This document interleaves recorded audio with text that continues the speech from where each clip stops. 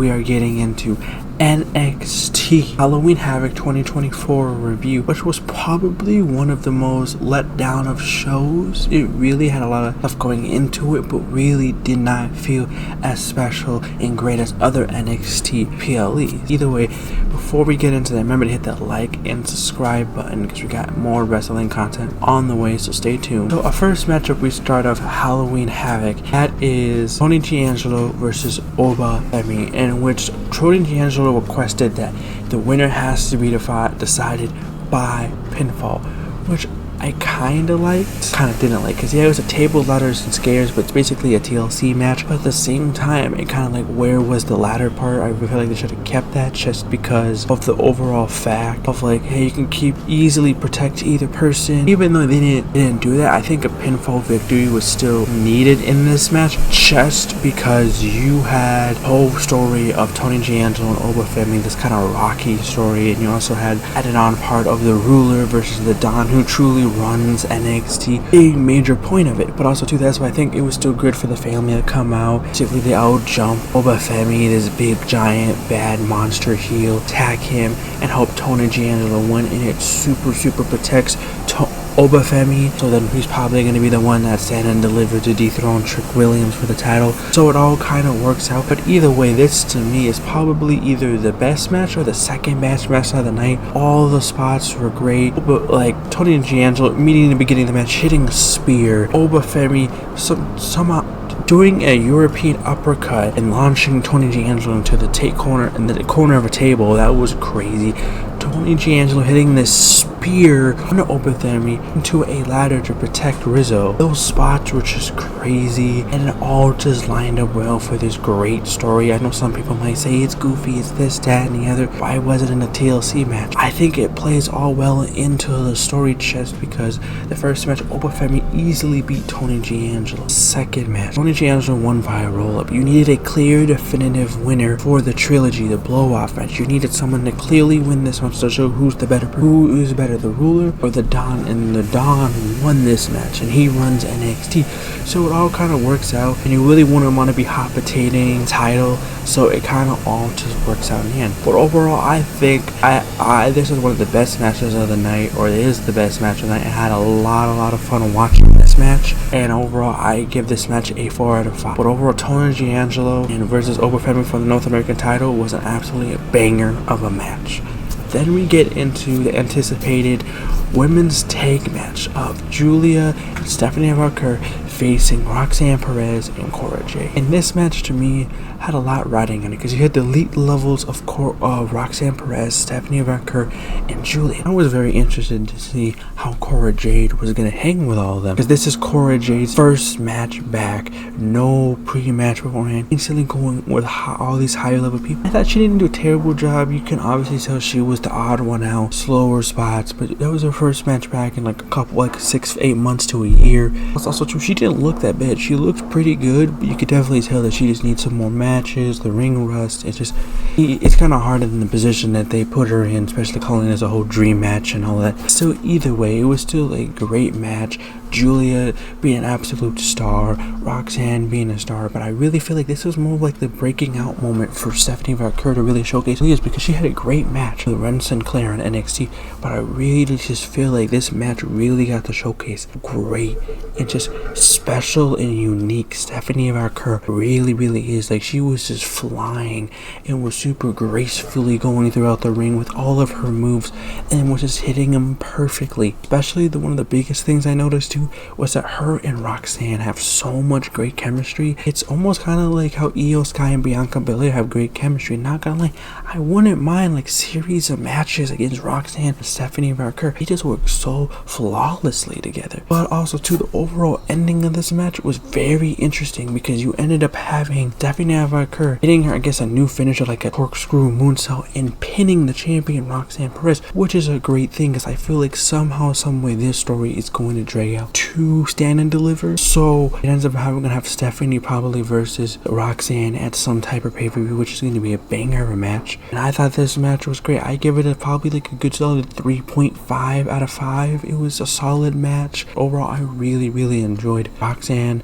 and Cora versus Stephanie and Julia. And we get into the aftermatch part where we get into the re-debut again of Zarya, because people watching on NXT, a lot of the broadcasts got cut in America for people, so a lot of people didn't get to see it. You kind of got to see her, and it looks like she's also going for the main title, but also potentially going for another title, which we'll get into later on. I'm very interested to see, because Zarya's presentation has been absolutely amazing, and it gets me interested because I don't know much about her, and people really say like she's like a Rhea Ripley, so I'm very interested to see how Zarya will be. Then we get into the ambulance match of Andre Chase and Ridge Holland, and honestly, to me, it's just like after Roxanne, Cora versus Stephanie and Julia, I feel like the energy and just the mood and just the interest has just kept going down, and it started with this match because I thought it was just kind of weird that they were using like an Ghostbusters type of car as an ambulance. Like, why? I get like why, because of Halloween themed, Halloween Havoc. Why not just using a full-on just ambulance? Just kind of felt weird. And then I just feel like Andre Chase and Ridge Holland didn't really have that much of a great chemistry in this match, really. And then also too, it's kind of like they were trying to use this gurney,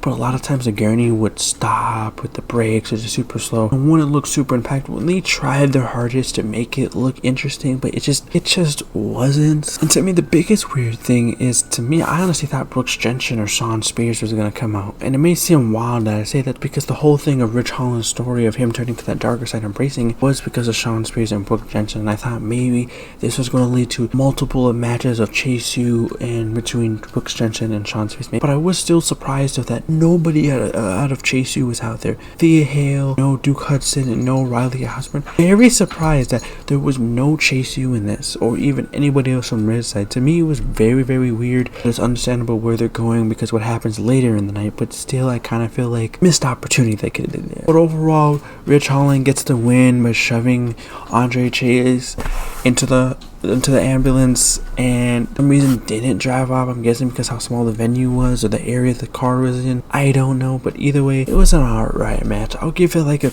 2 out of 5 at least. It wasn't like the most horrible thing I've seen, but it was alright. Then we get into the Women's North American Championship match. Lonnie Jordan defending her title against Fatal Influence, and earlier in the night they chose, since JC Jane spun the wheel and they got spinner's choice, JC Jane chose as a gauntlet. And to me, I thought this was the right thing. Some people saying they don't like it because it's goofy. At the same time, I like it because if you just did a 3-on-1 or like a fatal 4-way or whatever against Kalani, it would be super unfair, because then if Kalani beat them, she looks like super Kalani. Like, how do you win a match when you're getting jumped by 3 of the same people? Fatal Influence shouldn't be having any type of tension for a match because there's just so much new of a new faction. Plus, then what, you're gonna be like, then who's gonna take the pin? Who's gonna be the one to pin? And at the same time, when you're doing a gauntlet match, it's kind of like, well, we know 1 and 2 are not winning, but you still want to make Kalani look strong. So it's like, who's ever the third person, that person's popping and have the highest chance of winning, which I was fine with, at least for JC Jane and or Fallon Henley to win, just because they at least deserve the win, and they've been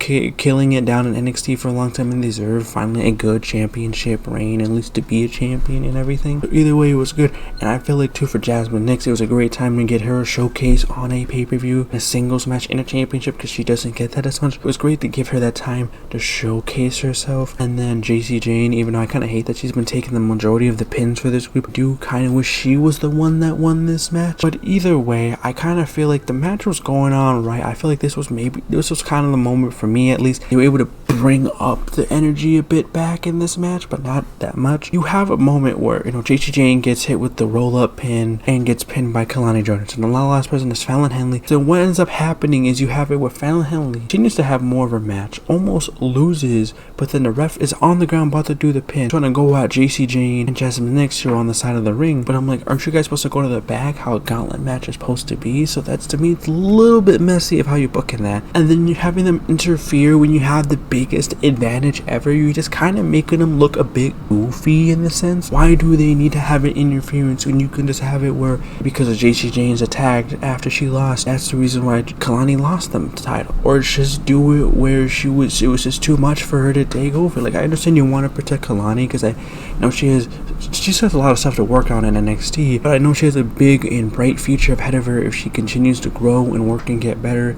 She has a bright future ahead of her. I just kind of feel like it's too much of an overprotection in my personal opinion, but either way, I'm just happy Fallon Henley is a champion because she deserves it. She has been killing it in NXT for a long time. Even though I wish it was JC Jane, I think Fallon Henley was a great choice for it. But then we get into the aftermatch shenanigans. It's where we're about to get Fallon Henley cutting a promo, lights go out, and here's Zarya's montage promo package. Here comes Zarya taking out everybody and taking out the champion. I'm not completely mad about, because you've been presenting her as this monster, this beast, so I'm not completely mad about it. At the same time too, I'm like, is Fallon Henley really about to be a traditional champion and just give it to Zarya? I don't know how I feel about that, because she deserves at least a decent reign as champion, just because she's one of the workers that's been killing it down in NXT and holding up on the women's division, just like Roxanne Perez. I kind of feel like it would be kind of unfair and kind of sad to see if they really just give it to Zarya. At the same time too, I don't want to see Zarya not taking no losses. So I don't know, we're really just gonna have to wait and see really where they book Zarya, because she presented herself in front of Julia and Stephanie after their match, and they're fighting for the main title, but also she attacked new women's North American champion, so maybe she's going for all titles. Maybe she's trying to be a double champ. I don't know. We just have to wait and see where they go with this whole story of Fatal Influence with Zarya and probably Kalani joining, wanting a rematch. Then we get into the final match of the night. That is Trick Williams versus Ethan Page in a Devil's Playground match. And honestly, probably the second best match of the trilogy. I think the last match they just had on when they first debuted on the CW was probably the best match in my opinion, because I just feel like this trilogy needed to be over. It was kind of like, there's not many heels on NXT, so it's kind of like they kind of needed at least to get this one through to give Trick, because Trick is probably going to hold the champion for a longer time. They were able to tell the story of, you know, Trick tasting his own blood. Will he dig deep and been able to do the darker things? He was able to do that, you know, Ethan Page hitting that low blow on him, and then Trick Williams willing to dig deep and hit that low blow back at him.